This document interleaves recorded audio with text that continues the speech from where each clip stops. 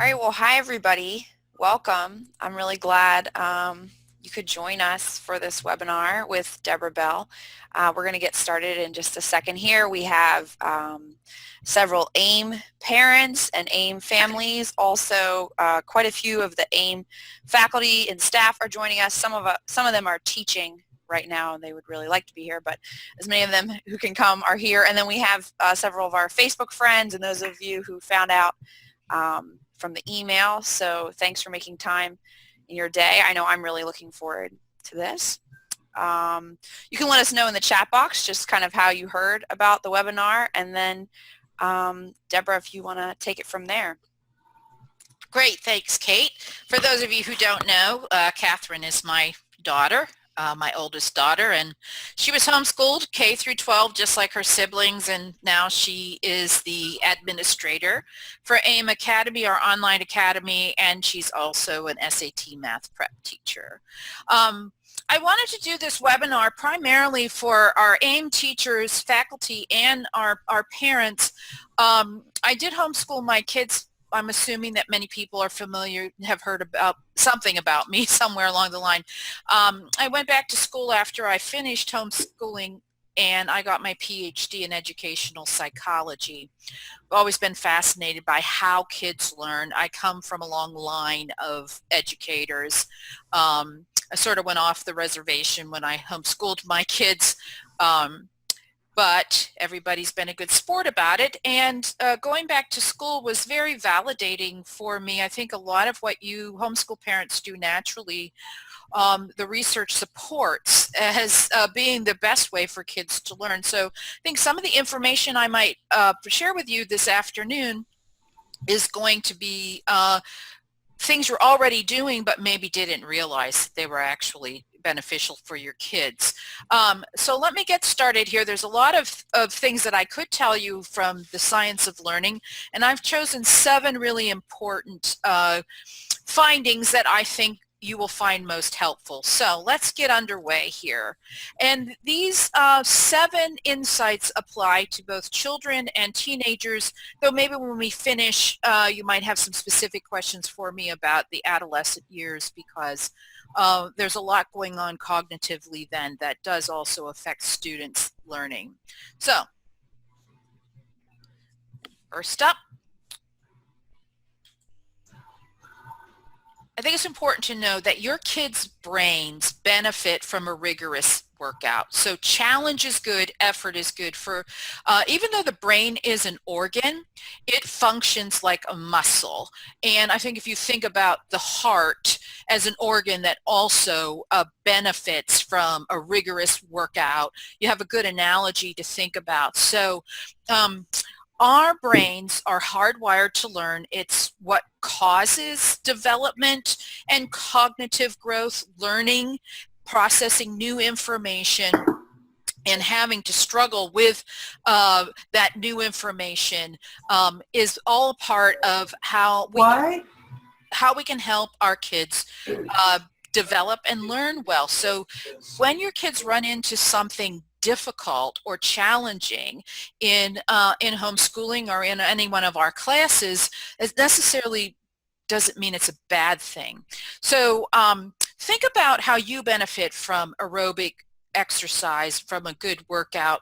We want to find a optimal workout for ourselves, and it's the same with our kids in terms of academic rigor. We don't want them to be over challenged so that they strain themselves or they pull a muscle or they are frustrated and are discouraged by the fact that what we're asking them to do is too difficult.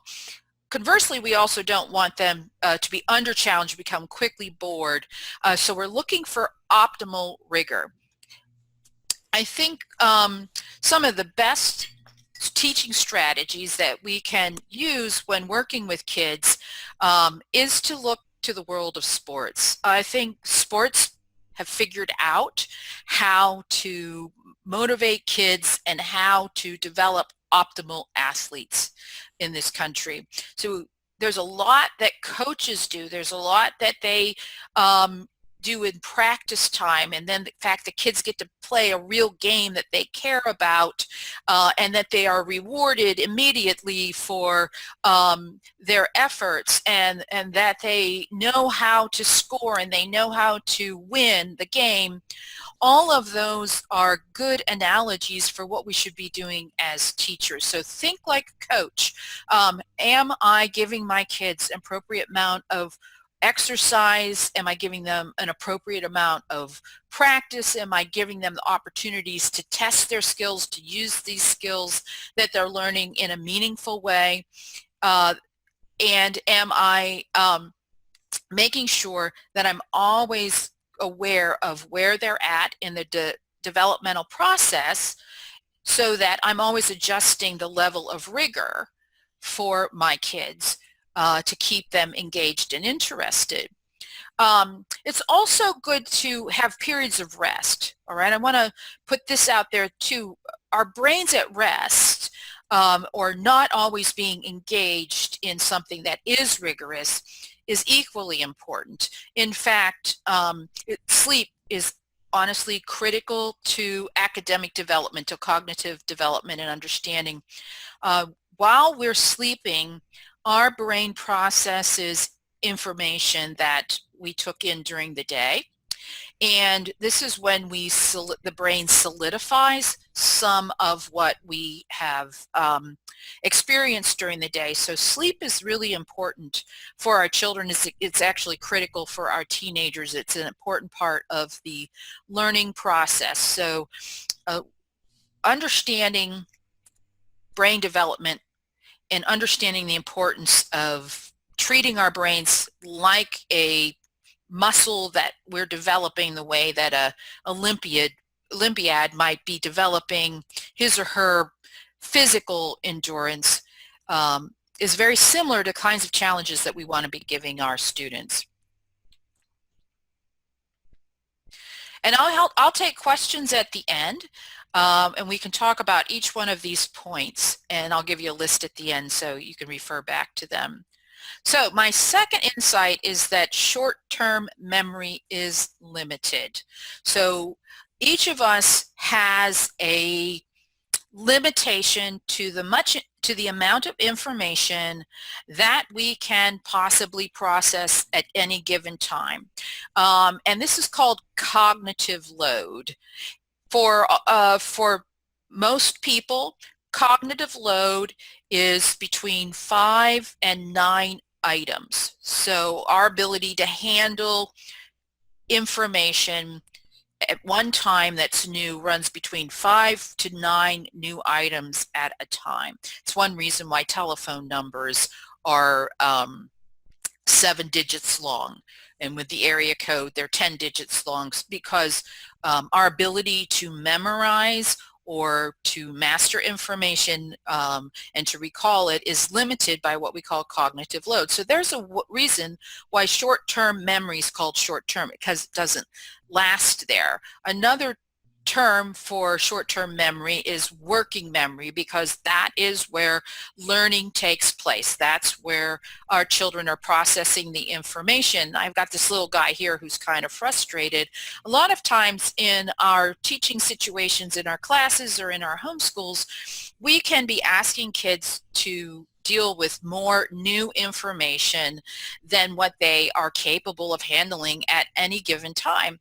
So one of the things I'd ask you is, how are we accommodating our kids in terms of the amount of new information that we're asking them to grapple with during the course of a day? Are we asking them to deal with complex information or new information, and we're overloading them, and that can be leading to frustration in the homeschool? So anytime your kid is resistant, anytime students seem exasperated or frustrated, we as parents and teachers, I think, have to ask ourselves, okay, wait a minute, am I asking this child to process more information than what he or she's capable at this time? Is there too much complex information here? It exceeds the cognitive capacity for short-term memory at this time, or have I just asked the kid to handle too many new items? Let's say on my PowerPoint or on this homework page, whatever you have in front of them, is there more information? Is it busy? Is there an excess amount of learning that we're asking kids to do? And maybe we can simplify the lesson or reduce the lesson or slow it down, or not rush through the material. So a lot of our resources can expect students to grapple with too much information. And if we're not accepting the limitations of our kids' short-term memory, it's really fruitless to continue just to press forward through this information because they're not learning it. If the goal is learning, then we have to make sure that we are teaching or creating a context that in such a way supports the ability that kids actually can learn. So there are many ways to define learning. One of them is learning can be defined as knowledge or skill that's stored in long-term memory. So the goal is to move some of this information from short-term memory into long-term memory. We can't move all of it back there, but why we consider information or skills that are in long-term memory learned is because we can retrieve it at any time, and we don't have to be taxing working memory. So you have your address memorized, right? You know the names of your children. You know how to drive. All the things that you can multitask. We talk about multitasking. Many of the things that we're multitasking are things that are in long-term memory, and they're not taxing or draining our working memory. But if we have too much going on when we're multitasking and we're trying to grapple with too many things in our working memory, we're going to start to drop the ball. We are going to have limitations, just like our students do, if we're not paying attention to the capacity that we're asking kids or ourselves to handle at any given time.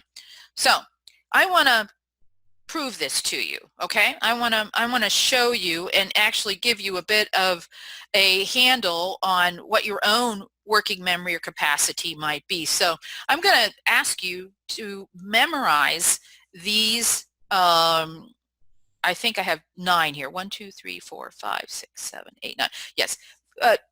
I'm going to give you a few minutes. Memorize these 9 numbers. And I'm going to remove them in a couple of minutes. And notice I'm going to kind of chat a little bit while you're trying to memorize these numbers, just to illustrate what we often ask kids to do in a learning situation.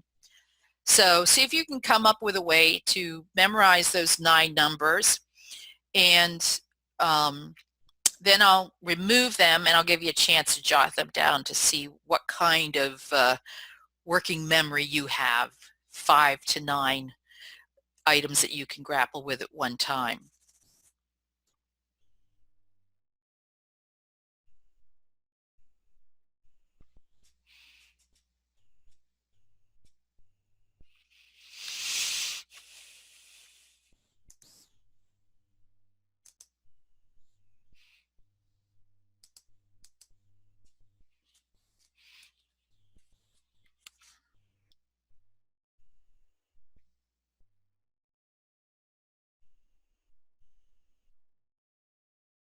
Okay, I'm going to remove them now.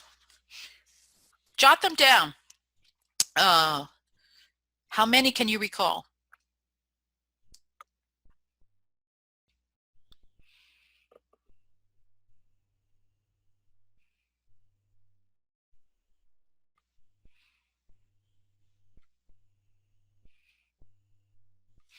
Okay, here they are again. How did you do? Put it up in the chat box. Kate, let me know some of the answers you're getting there. I'm just curious if people were able to memorize 9 number. We're struggling. Well, and I hope basically what I'm trying to do is convince you of what we ask kids to do. I mean, I think My observation in teaching kids in a lot of different contexts is that we are asked, a lot of times we treat as character issues or weaknesses um, that kids should be able to overcome actual limitations of how our brains are designed to work. And so we're asking kids to grapple with too much information. All right, so there's many strategies for then teaching um, in a way that helps kids to maximize their cognitive load. There's many ways of dealing with the limitation of working memory. So I'm going to show you one right now, and I'm going to give you another set of numbers, and there's actually 10 here. I want to ask you to memorize those. No, I think there's 9, sorry. All right, how many people are going to be able to memorize those, right? I can take those away in less than a minute. And are you going to be able to recreate those numbers for me? If you recognize that they were multiples of 7, you're able to, because now you have a way of putting all of that information into one box. So let's say you have all this, you have 5 to 9 boxes in your working memory that you can be grappling with new information at any given time. Because you were able to look at those 9 digits and recognize that they're multiples of 7 beginning with 7, that's all you have to know. You can now hold that in working memory and you can start doing some other things. So one of the things that teachers are taught to do is to chunk information. And the way that you can help kids to chunk information is to teach it in such a way that they understand the relationship between the information that you're giving to kids. So you can't ask, if you're a history teacher, you can't be asking kids to just memorize a bunch of facts about and dates and the names of battles, let's say, and ask them to actually learn that information, because they don't have a way of connecting that information to other pieces, other factoids that they have. They've got to be able to have these relationships when they store this information in order for it to be in working memory, in order for it to move back into long-term memory and to be able to be retrieved. They have to see these connections. So teaching in a way that kids really can master information takes insight on our part as teachers to think about, okay, I was an English teacher. How am I going to help kids to see how various authors develop their themes in these books that we're studying in our English classes? How am I going to make these connections so that they are able to recall what we've studied about theme?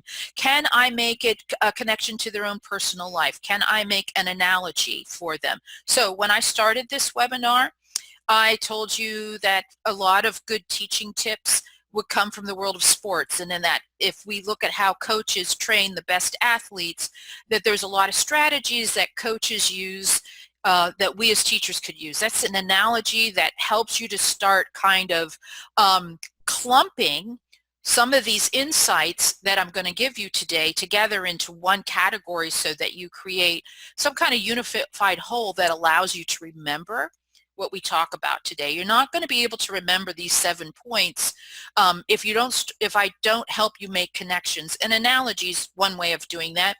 Relationships such as these are all multiples of 7, help you to chunk things in short-term memory. So moving onward here. Number 3, prior knowledge accelerates learning. Prior knowledge accelerates learning. And all that means is that the more you know about a subject, the faster you'll learn new information about that subject. So one of the challenges that we have, especially with elementary students, is they don't have much prior knowledge about academic subjects that we want to teach. They don't have much, they don't come into the classroom, or we don't start homeschooling them with them having all of this experience with letters and numbers and grammar and science and history events and facts. They haven't lived long enough to really understand what we mean about history. They don't have enough life experiences. They haven't really been introduced to the abstract world of molecular science, chemistry, physics. All this is new. And so young children, have a lot of misunderstandings, and they don't have a lot of acceleration to their learning because they don't have enough background knowledge, they don't have enough experience to draw upon. Think about your own life. Maybe you like to cook, for example. Maybe you like to ski. Think of something that you know a lot about. If you're going to read an article about a topic you understand well, even if it would be fairly complex and abstract, if you have a lot of background knowledge and experience with that topic, you're going to breeze through that article very quickly. So we need to remember this when we're working with our kids. If we're starting, French for the first time, we're going to start a foreign language. These kids haven't grown up in a bilingual home, and they haven't heard another language often besides English, let alone try to speak it. It's going to take a lot more time and patience and understanding with them at the beginning of the year and in the earlier years and at the beginning of introducing a subject such as, let's say, algebra, because they don't have much prior knowledge to draw upon. And we need to encourage them, and we as teachers and parents shouldn't get discouraged because it's taking them so much time here at the beginning, because once they start to get prior knowledge, they'll start to pick up speed. Things will really progress, and they'll be able to learn a lot more new content later in the year, or when they're older, or after they studied this subject for a couple years. Like, so Algebra 1, kids can really struggle with Algebra 1, and then we're surprised they don't struggle with Algebra 2 or trigonometry if they've mastered Algebra 1 because they have the prior knowledge that they need. Hey, so what are we going to do if you as a teacher are teaching biology and you realize, hey, I got kids in this class that they have no clue. They seem to have no background knowledge. You're an English teacher and you realize this child doesn't really have any kind of fundamental understanding of English grammar, doesn't know how to write a sentence, and I've got kids that are willing to really move on. You've got kids of differing abilities in the class. I mean, what can we do to help these kids hang in there, catch up, support their learning? I think when we realize that prior knowledge is missing, then we've got to help them in some way. So some of the things that I did with my kids, or that I recommend, is read a children's book about the topic. All right? Read, if you're going to study physics or weather, let's say, meteorology, let's start with that. You can find a children's book that would be actually very simplistic. Children's books tend to, first of all, they have lots of pictures, and they also tend to simplify big ideas. And so one of the critical parts of the learning process in any subject is for kids to know what are the big ideas in French, in English grammar, in literature, in Algebra 1, in physics, in psychology. What are the big ideas? Well, a children's book tends to distill it down to what those big ideas are, that we as parents can then tell them, hey, this is something you need to think about. Let's talk about that. This will help you get ready for this class that you have online. It's maybe be a little bit more difficult, and it's something that we as teachers can recommend to our students. I always, I taught online 10 years before actually launching AIM Academy, and I kept adding to my website resources where kids, because I was always getting students at very different levels, and so I developed a library of resources where I could refer kids if they needed more background knowledge. I also tried to equip my students by teaching them about how they learned so that they could take some ownership in developing their own study skills and helping themselves. So watching a video can also be a quick way to get some prior knowledge. to help our kids with subjects that they're struggling with. Taking a field trip, again, can be another quick way. I mean, there's no replacement for the skill and the understanding and the speed with which we can learn when we're studying a subject that we've really devoted time to. But some of our kids are in challenging situations in the curriculum. We're working with them in school or in classes that they're taking, and you need some fast ways of getting some prior knowledge, then these are a couple of tips that you could use to support them, help them. So our next teaching tip, our next critical insight that we need to know about how kids learn is that our attention span is short. All right, so we have a limited working memory, and that's one of the differences that our kids can have, is that some kids have a larger capacity for working memory and some of us have less of a working memory. And this is the same with attention span, is some of us have a longer attention span than others, and some of us, depending on the subject, have a longer attention span. But at the end of the day, our attention span is always limited. And so we as teachers and parents need to recognize this. Okay, I'm dealing with kids who have limitations in terms of working memory. Am I overloading that? I'm dealing with kids who also have a limited attention span. Am I acknowledging that? It's actually a good thing that we have a short attention span. We are easily bored. It's something that cuts across all humanity. We are designed to seek novelty and variation. So why do you think we get easily bored? Why are we always looking for something new? Why are we always looking for something? Is our attention revived if it's presented in a new way, if there's variation? Why do we like to deviate from the routine? Well, it's good for our brains. Our brains, as I said at the beginning, develop through learning, through processing information. And so one of the ways that I believe God has designed us is so that we get bored, so that we'll keep seeking new information to process, so that our brains stay healthy, because we're constantly learning. So our brains are a learning machine, and we need to constantly be doing a steady diet of new information. And so we get bored and we go looking for new interests, and we look for something new to make us curious, to motivate us to engage in more learning. So we as teachers and parents need to realize that, okay? And I would do the same thing. I would say to my kids, hey, pay attention. You need to work harder here. Come on, try harder. You're not paying attention.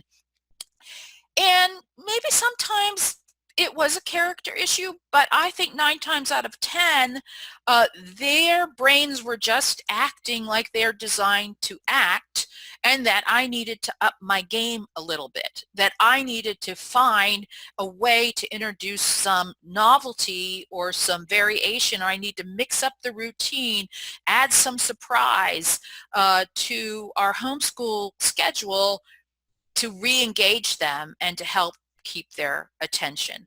All right, so we need to think about this. Number 5, motivation matters. Number 5, motivation matters. This is what I did my dissertation research in: academic motivation, you know, kids wanting to learn, kids loving to learn. How does that happen? And I can't underscore enough how important it is for kids to be motivated. See, we can buy the best curriculum in the world, and we can design the most engaging, interesting, well-conceived lesson for our students. But if a kid doesn't choose to turn on his brain and engage in learning, he's not going to learn anything. Like, it doesn't depend on us. I mean, there are things that we can do to support student learning, but at the end of the day, we each have to take ownership for our own learning. And we are choosing, like whether you're paying attention now or not. I'm assuming you would leave the room if you weren't, but I'm doing the best I can to practice what I preach and implement what I know about how I could support your learning and understanding of these tips that I want to give you here today, but you have to choose. So your child has to choose to focus his attention and for her to engage in the learning process and to activate her brain and to think about the information that's being presented and not to wander away and daydream about something else. That has to happen, okay, for learning to take place. We can't force learning upon our kids. Now, motivation can be extrinsic or intrinsic. So that means that we can externally motivate kids. We can do things and introducing novelty and surprise and modifying our approach and giving them, something new, not taxing them, keeping it interesting. All of these things teachers and parents can do to externally motivate kids. We can use punishment and reward. And that has some benefit, but it's not sustainable. But at the end of the day, we can externally motivate our kids, or kids can be intrinsically motivated. And you see this, and in fact, what you probably see is that motivation is not even. Very few of us are evenly motivated just to learn anything that's put in front of us. We have individual differences. We have interests, and we have topics that captivate us and ones that don't. A lot of times it's related to the cognitive load. If this is too hard for me to understand, then I'm not too motivated to try to understand it. If it's easier for me to understand, then I'm get more and more motivated to keep on trying to understand it. So there's external and internal sources of motivation. Why kids engage in learning can vary too. My teenagers got much more motivated in many subjects that had not interested them when they were younger, not necessarily because the subjects were of interest to them, but because they wanted to get into good schools and they wanted to be competitive for college scholarships.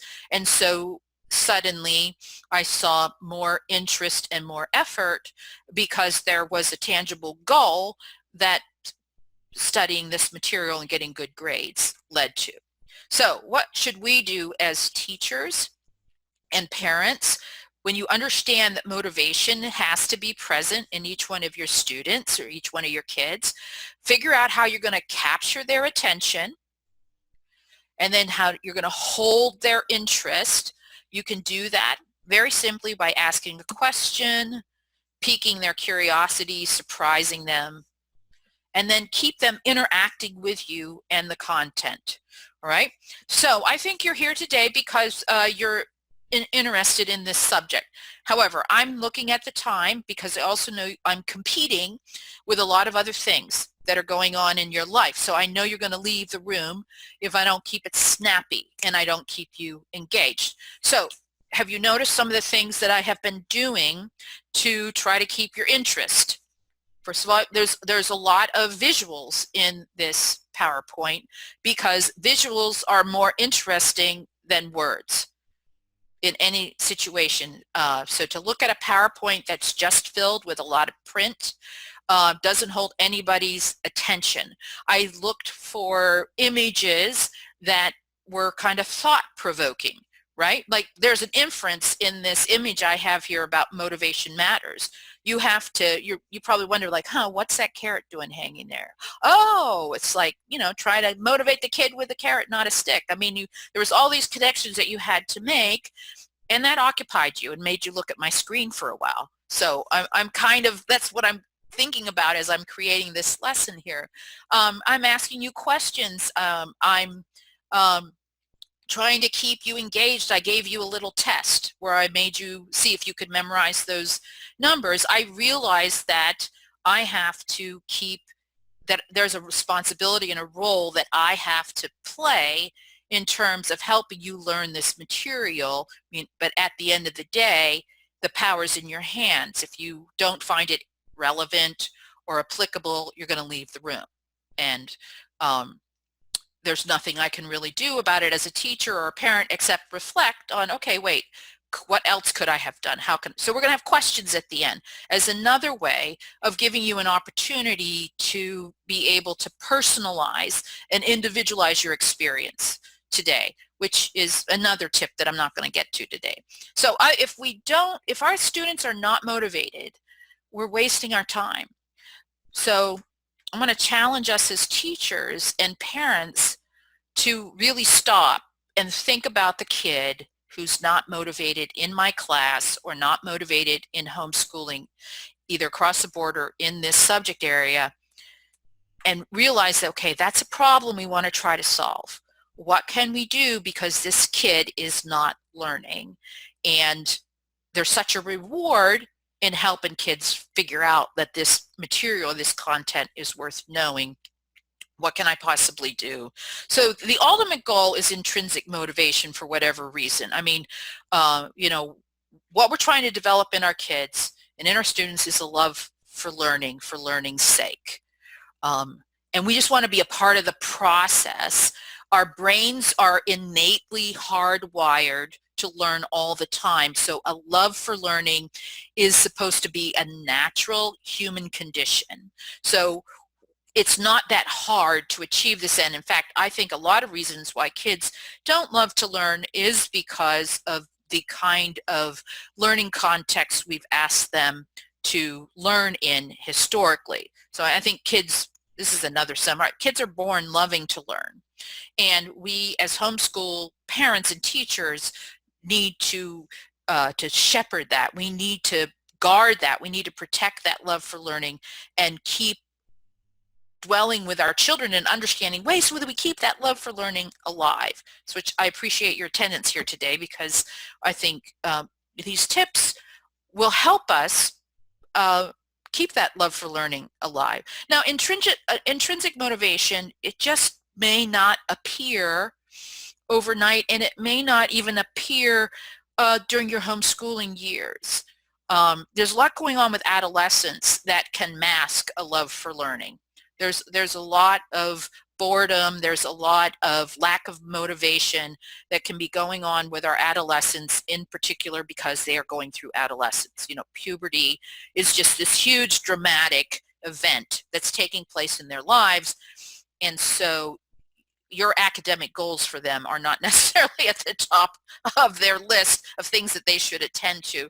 We don't want to give up on them. We want to keep creating this supportive learning environment, and that intrinsic motivation may very well be there growing underneath. It just may not be very evident until they're on the other side of their full cognitive and psychological development is taking place. So, number 6, multisensory experience multiplies learning. Okay, there's a reason we have 5 senses. Each one of our senses has a limited amount of information that it can process at any given time. So if we're asking our kids to learn about something solely by reading about it, reading print, their cognitive capacity for how much knowledge they can process is limited by just how much they can process visually. So if you start to add sound, we've now kind of duplicated the amount of information that can be processed through print and what they're hearing. And if we add a tactile experience where they can actually touch and feel what they're learning about, have a hands-on experience, we're now really multiplying how much information they can process.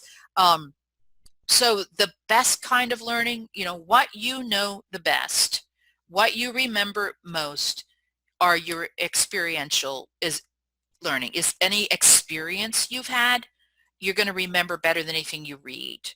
Now, we obviously can't make everything that we need our kids to know. I mean, they're growing up in a very complex world. It's necessary for them to learn about a lot of things that they can't directly experience, but we at least need to recognize the power of experiential learning and realize that in homeschooling, kids have a lot more opportunity for experiential learning. I mean, this is what I think is one of the greatest deterrents of a conventional setting is we decontextualized learning and we take kids out of the real world and we put them inside, a classroom and limit them to sitting in a desk for 7 hours confined to these four walls, and then we try to teach them about the real world instead of allowing them to be out in the real world.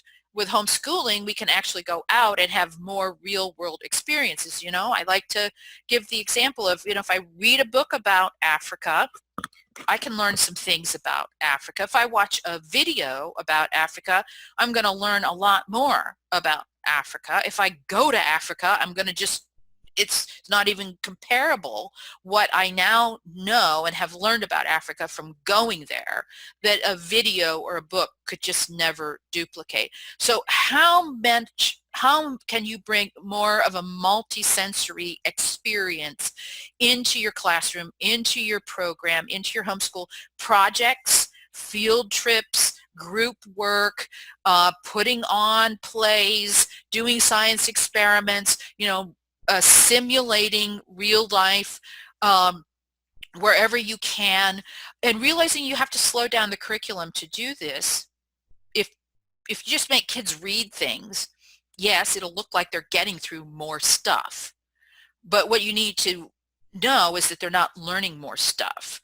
They're going to learn more stuff if you slow down what you have less that you're asking them to master, but you're giving the opportunity to learn it in a multi-sensory way and to practice you with it.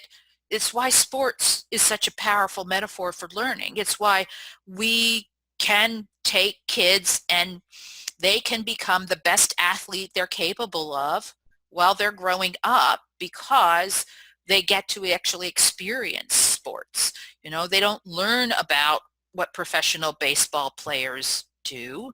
They get to actually do the same stuff that professional baseball players do. We just kind of shrink the playing field and we modify the rules, but they're essentially playing the same game.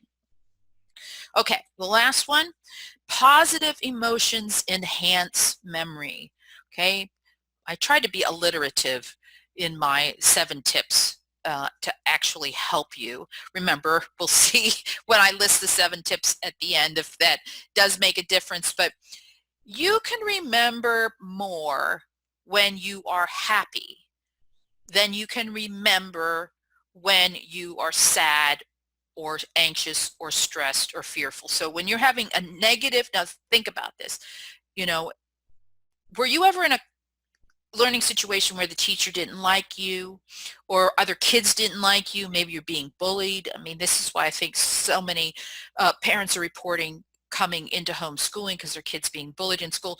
Just think about how that would reduce your ability to pay attention and attend to what the teacher or your parents asking you to do. I mean, whenever we feel threatened, we get what's called tunnel vision, like all of our resources, all of our cognitive abilities, all of our physical abilities and psychological defenses all get focused on protecting ourselves.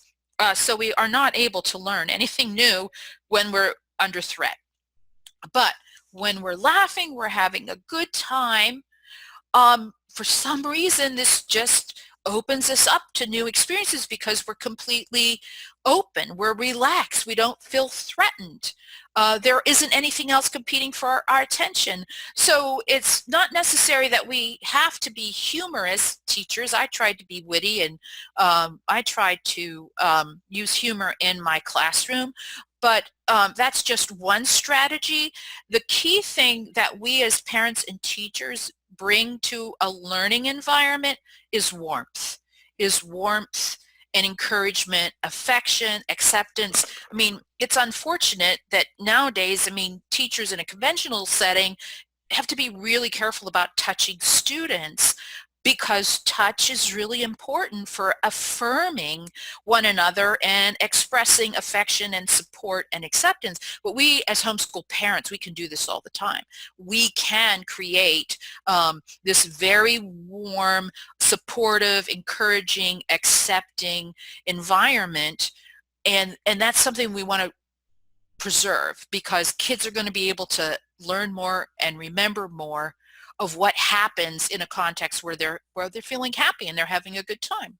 So, I mean, my homeschool had its days of unhappiness and stress and arguments and conflict. Um, and I'm sure yours does too. What are we gonna do when that happens? Well, just recognize, okay, wait a minute, I gotta stop, and I can't make everybody sit down and do their math while we're all angry at each other. We've got to resolve this conflict because nobody's learning any math right now. And so we have to reset the environment. Okay, let's work through what just happened so we can actually get back to learning. And if all else fails, you throw up some pictures of puppies and kitties. That's how I would. If you're teaching a really tough subject like calculus, then I would say I have no idea how I would teach calculus, but I would definitely have lots of puppies and kitties on my PowerPoint presentation, so at least kids would be charmed while I was explaining all these abstract formulas to them. So those are my 7 tips for today, and I'm love to get some reaction and have some questions and your thoughts. And I think, Kate, you're going to take it from here, right?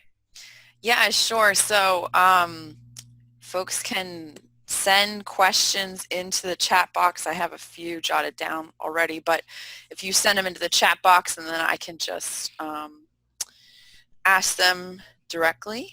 Or if people want to make comments, they can turn on their mics too.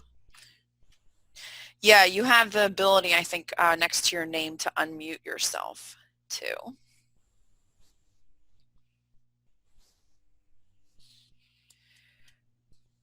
One question regarding the brain workout, and you talked about periods of rest. Any thoughts on how to structure like the homeschool day based on that? That's a good idea, or that's a good comment, Kate. Yeah,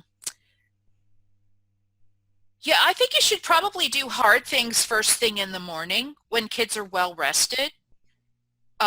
Because it probably do you ever notice that kids are pretty exhausted after lunch? I think recess, letting them relax, and they don't have to necessarily go to sleep, but if they can have a cognitive break and do something that they find refreshing or replenishing, would be a good idea. And it's important for kids to know they can't cram for tests and that they're not going to be able to perform as well if they're tired. So making sure that kids get plenty of sleep, which I think homeschooling facilitates. I think a lot of kids in a conventional setting are sleep deprived. Yeah. Did you have some ideas, Katie?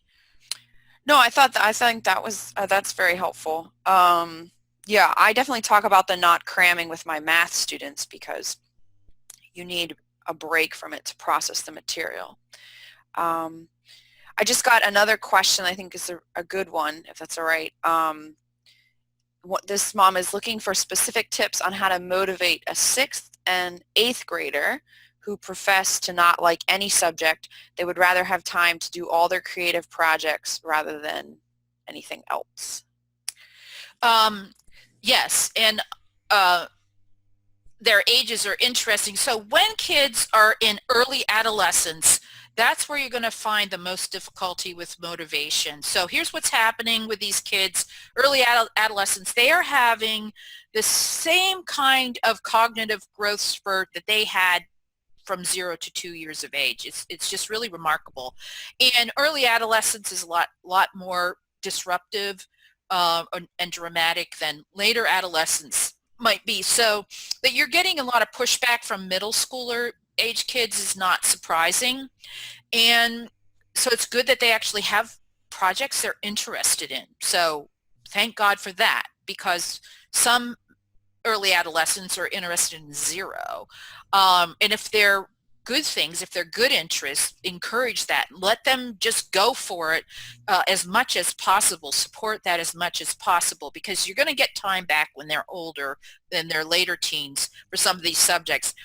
Can you reduce the cognitive load at all? Let's say, I don't know if she's chatting with you, Katie, in any way, but let's say that they find both math and science difficult. I mean, can you rotate the subjects? I mean, you're not going to agree with this, Kate, because math should be done every day.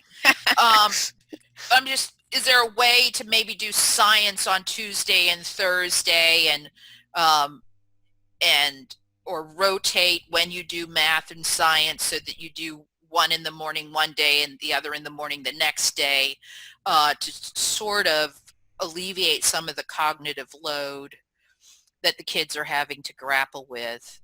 I would sit down with my kids. I would sit down with my adolescents. I say, okay, here's what's going on. You're having this phenomenal event take place that is so exciting. You're becoming an adult, and your brain is changing, and so that's a part of why you're not that interested in everything that you should be, and why your emotions are more unpredictable. So here are some of the things that you can do to help yourself get through this period academically, because we can't just take 2 years off of school and wait for this to be over. So bring them into the party, bring them into the process, and ask them what they think would be good tips. Kids having ownership is a real good source of motivation. If it's their idea and you give it a try, whatever their suggestion is, they'll put more effort into seeing their suggestion succeed. Yeah, I think that's excellent, because I think it forces that ownership. If they help come up with the solution, or they agree to, okay, we need to do this subject 3 times a week, then they're being held to their own choice. Yep. So I'm reading a couple of these. If you have an art-focused child, would it help to incorporate more projects into non-art subjects? That one's from Amy Wallace, actually. Oh, yes. Yes. And I think let's say the child isn't very good at math, or they resist math. I mean, Kate, wouldn't you agree that there's a lot of good ideas out there for art projects that are actually mathematical in Right. nature? What I did with the U kids with math, you became a math teacher, so you were not the math challenged child, but other ones who will remain unnamed we did a lot of games. We did a lot of card games, a lot of number games, a lot of strategy games. Was my way of sort of getting some math, developing math skills in a way that kids didn't really recognize that was going on. Yeah, I think the whole idea, Amy, of working with a child through their interests, like wherever you have motivation, think about, okay, how can I use motivation? Like, so my sons really love sports. And so I let them write about sports. I let them research sports, learned about the science of sports, did health and nutrition. Math was, baseball statistics. And I try to leverage where I had motivation any way I could, because I understood that motivation had to be present for learning to take place. Yeah, I think that's great. I think you find what they love and you work with it. And there are a lot of connections. I was actually just going to show, I just worked on this. This is a math project where the graphing leads to like this cool design. It's a stained glass project. I was working on that last night, and it's fun because if you do the slopes correctly and the y-intercepts and all those things that are pretty detailed in Algebra 1, you get something that's symmetrical and looks good. So it kind of motivates you in a different way. Yeah, well, Katie, you quilted, and I don't know what predated your interest in quilting or math. I always thought you got interested in math because you liked patterns, and Right. quilting, you were always intrigued by math, but let's say a kid wasn't intrigued by math, quilting as an example would be a good way for kids to practice their math because there's a lot of measurement. Sewing uh, would be a good way to engage them. Yeah. I have another question here that kind of goes in a different direction. Kristen started homeschooling kindergarten in the fall. They chose a fairly difficult curriculum and their child is getting it, but it's been a struggle. Mhm. She wonders what you recommend for a first grade curriculum. Should they continue to advance or take it back and not be so aggressive next year? Yeah, first grade outside, books at the library. Yeah, there. One of the downsides of homeschooling becoming such an established trend is there is just so much curriculum available for you, and I think early childhood, primary grades, kids need to be outside. They need to be experiencing the world. They need to be on field trips. They need to be having fun. They need to be going to the library. They need to be read to and reading books. They don't have the fine motor skills. I don't know if you have a curriculum that has a lot of writing and printing required of children. And when we were classroom teachers, which Katie was and I was, we just had to have kids fill out these worksheets because we got them confined in these four walls and we got to keep them in their seats, and you couldn't take them outside. So, but they don't have the fine motor skills to really fill out that stuff. And so all of the attention that they have is devoted to this, what is really kind of an arduous workout of filling out these blanks, because it's very difficult for them to print, or some of you are probably making them do cursive. All of their attention gets sucked up into the handwriting.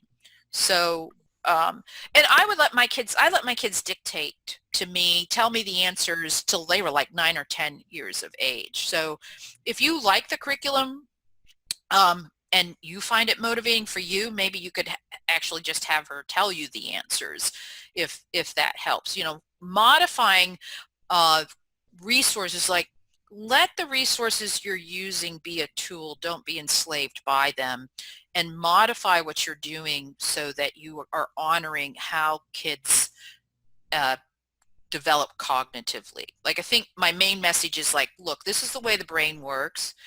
We accept how the heart works. Let's not try to make our kids' brains work differently than they're designed to work. Let's modify our learning environment, our expectations, and our teaching strategies to respect how their brains are designed to work. That's great. You had said when you talked about attention span, you said attention span is short, and you said we can all kind of vary. Can you develop attention span in kids? I guess I was just thinking like Yep. in math especially, like there's a skill of being able to stick with it, and just what are your thoughts on that? Yeah, I mean, we pay attention to what we're interested in. So you can't really develop attention, you have to develop interest. And interest is developed, first of all, this is why rigor is good, because if we work hard at something and then we actually succeed, we get more interested in it because we get that positive reinforcement. So you want to make sure that your kids are not experiencing a lot of failure and frustration. But so focus on interest. How can I get my kid more interested in this subject? And you'll find they start paying more attention to it. There is interesting research coming out, and Bonnie, our resident psychologist, she's probably read about it. I mean, our attention span is really seems to be reduced by all the technology that we're surrounded with. That it is almost, I think some interesting research is, the theory is it's cognitive overload. I mean, we're just overstimulated. And we're not overstimulated by the natural world. Like, I honestly think the natural world and nature is where we're supposed to, our brains, the natural world fits our brains like a glove. It's what I like to say. Like, we're supposed to be out in it. And in fact, there's research that oxygen, getting out in fresh air, will improve your cognitive capacity significantly. So I think you have to figure out how you can get kids interested in these, in things where they can have a longer term attention span, but then also you need to probably decrease and limit the amount of technology and visual stimulation. And Kate, I know you're doing this, is probably most young moms are, right? You know, you limit how, you don't have a TV, right? No, Last I knew. I we do mean, not have a TV, but which if is the why, Eagles go to the Super Bowl, we might cave. well, and it's why your children love to come to my house, because we have big TVs here, but we limit it, right? I mean, we didn't have a TV till you kids were older. And that's probably pretty hard for parents these days, but I'm sure most parents realize they should be limiting how much kids have access to that.